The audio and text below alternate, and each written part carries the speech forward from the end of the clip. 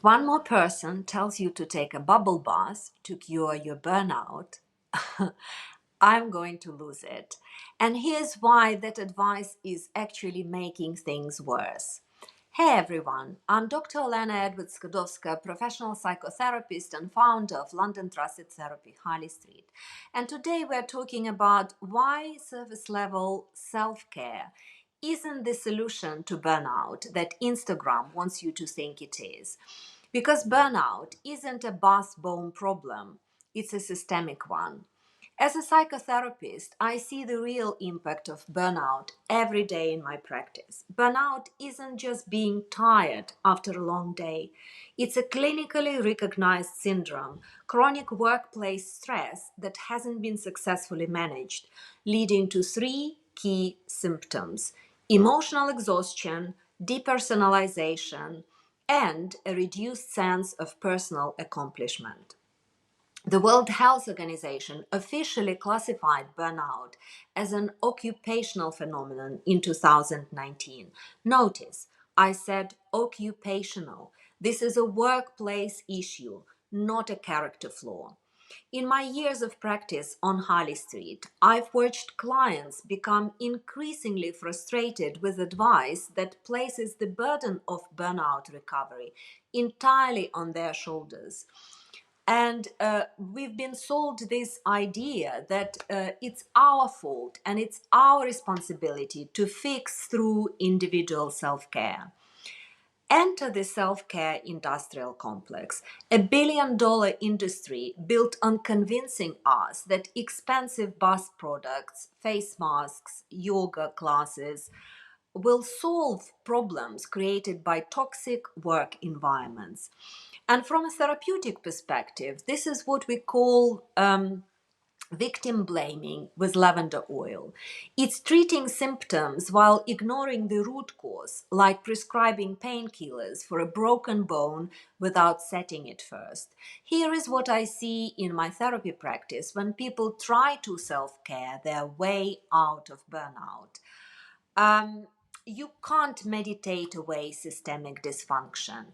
No amount of essential oils will fix unrealistic deadlines, micromanagement, or being set up to fail with inadequate resources.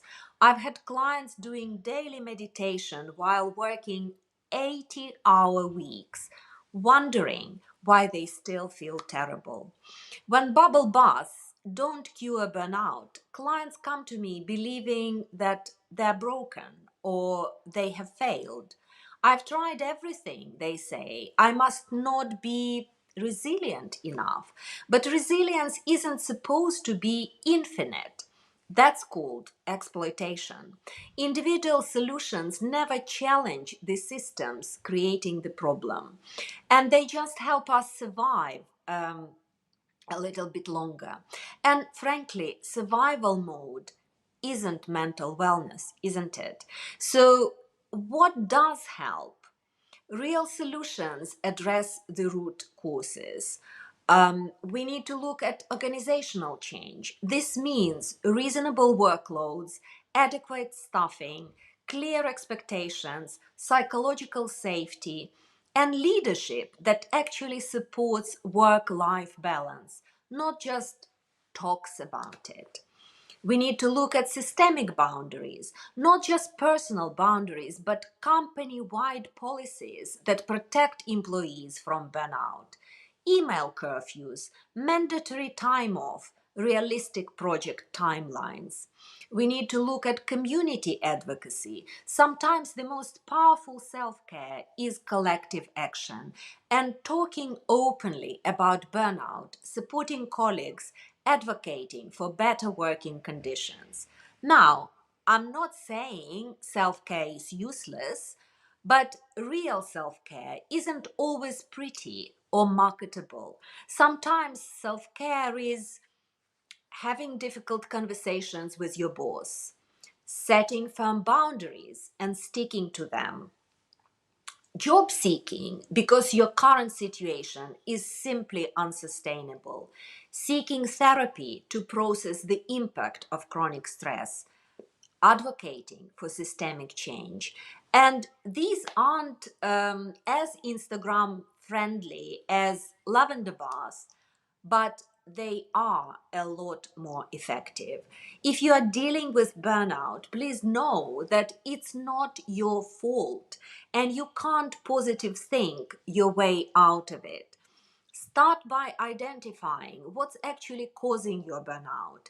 Is it workload, lack of control, unclear expectations, or poor leadership?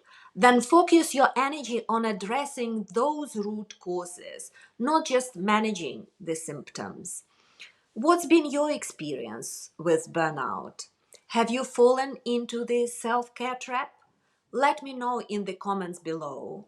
And if this resonated with you, please share it because someone in your life probably needs to hear that their burnout isn't a personal failing. Remember, you deserve better than just surviving on bubble baths and hoping things will get better. You deserve actual solutions. I'll see you next time.